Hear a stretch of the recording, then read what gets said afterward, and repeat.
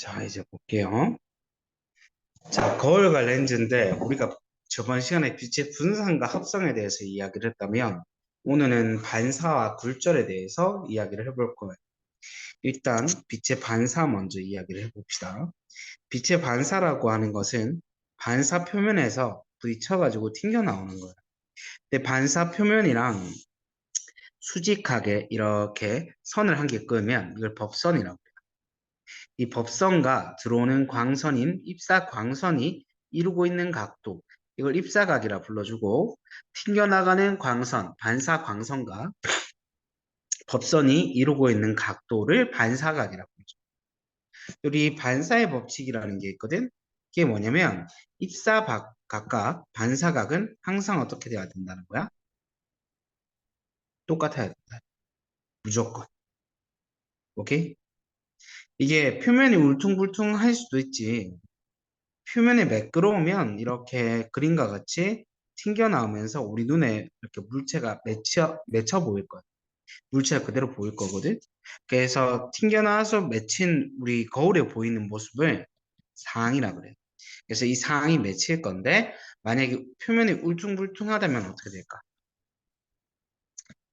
여러 방향으로 튕겨나가겠지. 한 방향이 아니라. 그지? 그러다 보니까 상이 안 맺히는 거예요. 대신에 여러 방향에서 이제 이 물체에서 빛을 반사한다라는 걸 인식해 줄 수 있어요. 마치 우리 책이나 아니면 영화관 갔을 때의 스크린처럼 여러 방향에서 사람들이 봤을 때, 그 모습이 보이는 거예요. 상이 맺힌다라는 건 특정 각도에서만 이렇게 그 상이 보이잖아. 근데 여러 방향에서 이제 그 물체를 영상을 아니면 그림을 볼 수 있게 된다는 거죠. 여러 방향으로 튕겨 나오게 되면. 그래서 평면 거울을 보게 되면은 상의 크기랑 물체의 크기가 똑같아요. 물체의 크기와 같은 크기의 상이 맺혀요. 또 특징이 좌우가 바뀌어서 보이게 됩니다.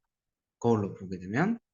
상의 위치는 거울에서 물체까지의 거리와 거울에서 상까지의 거리가 똑같아요. 이게 무슨 말이냐면 물체를 보았을 때 물체에 이렇게 상이 맺혀 보이잖아. 거울 속에. 이 거울 속에서의 거울 속에서 상까지의 거리와 실제 상과 거울까지의 거리가 똑같다 이 말. 오케이? 자, 거울은 종류가 크게 세 가지가 있습니다. 평면 거울, 방금 봤다시피 평면 거울이 있고, 그다음에 볼록 거울과 오목 거울이 있어요. 근데 우리 이건 한 개 적어놓고 알고 갑시다. 모이면 확대, 퍼지면 축소. 빛이 모이면 크게 보이고 빛이 퍼지면 작아 보이는 거야.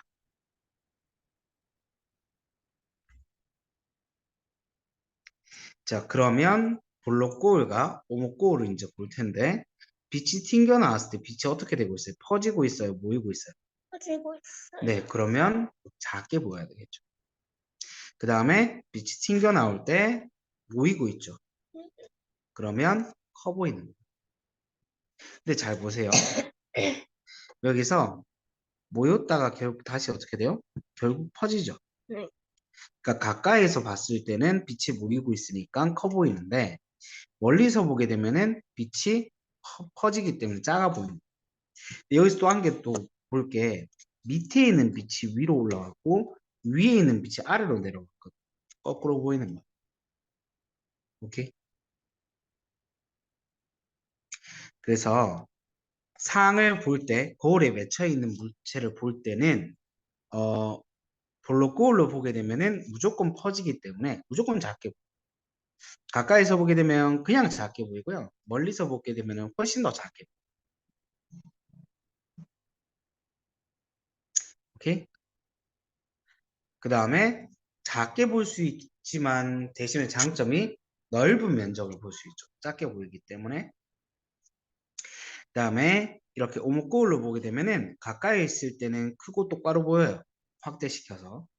근데 멀 때나 아주 멀 때는 상이 뒤집혀 버리고 작게 보여요.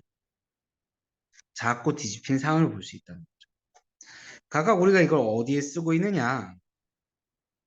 일단 볼록 거울 같은 경우에는 작게 보이지만 넓게 보일 수 있기 때문에 편의점 감시용 거울이나 아니면 도로 안전 거울이나 이런 거 본 적 있죠. 자동차의 사이드 밀러 넓게 봐야 되니까 차가 있는지 없는지. 그래서 자동차 사이드 밀러 확대 그 밑에 작은 글씨 써져 있어. 읽어보면은 실제 거울보다 가까이에 있습니다. 이렇게 써져 있어. 작게 보이기 때문에. 그 다음에 오목골은 화장용 확대골, 치과용 골, 그 다음에 성화체화골, 태양열 조르기, 자동차 전조등이나 손전등 반사판 같은 것들에 이렇게 쓰고 있습니다. 손전등 반사판이나 자동차 전조등 같은 경우에는 빛을 모아주는 거기보다는 빛이 모였다가 다시 퍼지잖아. 퍼지는 걸 좀 더 이용해 줬다고 보시면 돼요.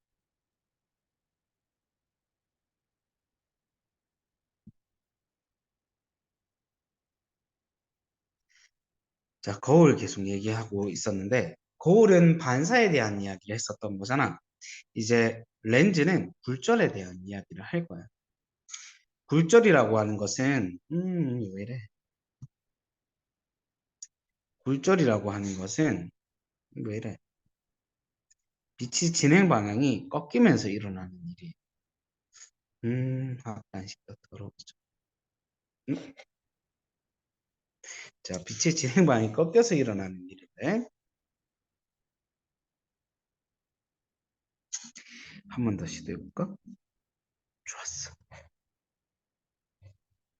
빛이 진행을 하다가 통과하는 물질이 달라지게 되면은 빛의 속력이 달라져요. 우리 자동차도 생각해 보면 여기 모래사장이고 여기 아스팔트야. 자동차가 진행을 하다가 바퀴 한쪽만 이렇게 모래사장이 들어왔어. 나머지는 전부 다 아스팔트에 있고. 선생님, 근데 자동차가 개구리 같아요. 음, 그래요. 그럼 이 안쪽에 모래사장이 들어와 있는 바퀴는 헛돌겠죠. 네. 속도가 느려지겠죠. 아스팔트는 안 헛돌고 속도가 빠르단 말이에요. 그럼 어떻게 돼? 자동차의 진행 방향이 꺾여버려요. 이해될까? 똑같은 거예요. 여도 빛이 공기 중에서 물로 들어올 때 속력이 느려져 버리니까 꺾여버려요. 이것도 한 개 알고 갈 건데 각도가 클수록 속력이 빠르다라는 거. 각이 크면 속력이 빨라요. 자, 아까 전에 들어오는 광선이랑 법선이 이루고 있는 각도를 입사각이라고 했죠. 꺾여버린 빛이랑 그 다음에 법선이 이루고 있는 각도를 굴절각이라고 해요. 자, 입사각이랑 굴절각 중에 지금 누가 더 커요? 음, ip사각이에요. 그래요. 그럼 입사각 쪽에서 속력이 더 빠른 거예요. 만약에 통과를 했는데 이렇게 꺾여버린다면 법선을 세웠을 때 입사각이 있고 굴절각이 있을 거잖아요. 누가 더 커요? 굴절각이에요. 맞아요. 그러면 굴절각 쪽에서 진행하는 빛의 속력이 더 빨랐다. 그럼 만약에 뭐 있을 수 없는 음, 얘기지만 여기가 물이고 여기가 공기면 그렇게 되겠네. 네네네. 만약에 그 거꾸로 돼버리면 그렇게 되죠. 봐봐. 이걸 진행 방향을 거꾸로만 생각하면 돼. 이렇게 진행을 했어. 각도가 커졌잖아. 이번엔 여기가 입사각이 되고 이쪽이 굴절각이 되는 거야. 속력이 더 공기 중에서 빠르니까 각도가 커진 겁니다. 오케이? 아이, 잠깐만 앉아있자. 그래서 굴절이 일어나는 까닭을 묻는다면 통과하는 물질에 따라서 속력이 변하기 때문입니다. 이렇게 얘기해 줄 수 있어요. 그 다음에 실제랑 뭔가 달라 보인다 라고 하면 전부 다 빛의 굴절 때문이에요. 동전이 원래 있는 것보다 높게 보인다, 아래에 있어 보인다, 빨대가 꺾여 보인다, 다리가 짧게 보이고 굵게 보인다, 원래 있는 위치보다 그 물고기가 더 위에 보인다, 이런 거죠. 자, 굴절을 얘기하면 반드시 따라오는 친구가 렌즈예요. 볼록 렌즈랑 오목 렌즈가 있는데 가운데가 이렇게 볼록하면 볼록 렌즈고 가장자리가 이렇게 더 굵으면 오목 렌즈예요. 그럼 어떻게 되냐면 굵은 쪽으로 꺾인다. 굵은 쪽으로 꺾여요. 가운데가 굵어요? 가장자리가 굵어요? 가운데. 그러면 가운데 쪽으로 다 꺾여서 진행하는 거예요. 맨 가운데 들어왔는 빛은 안 꺾이겠죠. 지가 제일 가운데니까. 신기하게 여기 오목골을 통과할 때도 맨 가운데 들어왔는 빛은 안 꺾여요. 어쨌든 아까 전에 그랬어. 모이면 확대, 퍼지면 축소라고 그랬죠. 그러면 사람이 여기 서 있어. 그러면 모이제 빛이. 그러면 앞에 보이는 물체의 상이 되게 커 보이는 거야. 근데 뒤에 있는 친구가 보면 어떻게 될까? 제가 작아 보이는 거 플러스 위에는 빛이 밑으로 내려가고 밑에 있는 빛이 위로 올라가죠. 거꾸로 보여요. 맞아요. 거꾸로 보이면서 작게 보여요. 자, 작고 뒤집혀 있는 상이 생기게 된다. 겁나 짜증날 것 같아. 이렇게요. 거꾸로 보이죠? 이거 뭐랑 비슷해? 아까 전에 그 거울 중에 볼록, 오목거. 오목거울이랑 비슷하죠. 볼록 렌즈랑 오목거울이 이렇게 크고 똑바로 선 상이 생기게 돼요. 그리고 어느 순간 뒤집혀 보이게 돼요. 제도요? 우리 아까 전에 오목거울 보면 이렇게 어느 순간 밑에 있는 빛이 위로 올라오고 위에 있는 빛이 아래로 내려오면서 꺾여 보여. 이제 거꾸로 보인다고 했었죠. 그치? 렌즈랑 그 거울은 볼록이랑 오목이 거꾸로 같이 보이게 되는 거. 이해될까? 그다음 오목 거울 같은 경우에는 뭐 없어요. 이렇게 빛이 무조건 퍼지니까 퍼지면 작게 보이겠죠. 가까이 있으면 그냥 작게 보이고요. 멀리 있으면 훨씬 더 작게 보여요. 그다음에 시력 교정도 한 개 나오는데 우리 그런 거 들어본 적 있어요? 원시, 뭐 근시 이런. 네.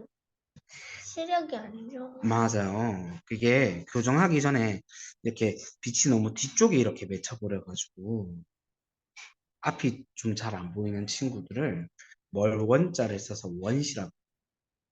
그럼 어떻게 해야 될까? 상을 이렇게 앞으로 당겨줘야 되겠지. 당기려면은 이렇게 볼록 렌즈를 쓰는 거야. 빛을 꺾어가지고 앞쪽에 상에 맺혀줄 수 있게. 핸드폰 보다가 눈 안 좋아진 건 근시예요, 원시예요. 그거는 보통 근시 원시보다는 난시예요. 난시가. 난시가 뭐냐면 울퉁불퉁해서 각막이 울퉁불퉁해서 계속해서 점점 눈이 안 좋아지는 거예요. 그럼 얘네들은 어떻게 생긴? 아, 이거는 태어날 때부터 좀 그래요.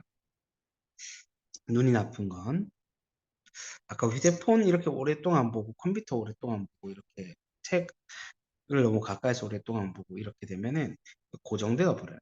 수정체의 굵기를 거기에 고정시켜 버려서 멀리 볼 땐 수정체가 얇아져야 되는데 그런 거 뭐 하는 거야? 못하게 되는 거야. 그러면서 이제 눈이 나빠지게 돼요. 어쨌든 제가 난시. 난시구나. 그 난시는 부모님한테 물려받았는 각막 모양이 이상해서 그런 거예요. 저도 저희 엄마 아빠 둘 다 안경 껴가지고. 근데 나중에 다 자라면 더 이상 진행되지 않아. 왜요? 눈 나빠지는 게 더 이상 진행되지 않아. 다 자랐기 때문에. 그럼 치료되지도 않는다는 거죠? 자라면 자랄수록 점점 나빠질 거야. 자, 근시는 상이 너무 앞쪽에 상이 맺힌 거야. 뒤쪽이 아니라 앞쪽에. 그럼 뒤로 당겨줘야 되겠지. 그래서 오목 렌즈를 통해서 빛을 퍼뜨려주는 거야. 오케이?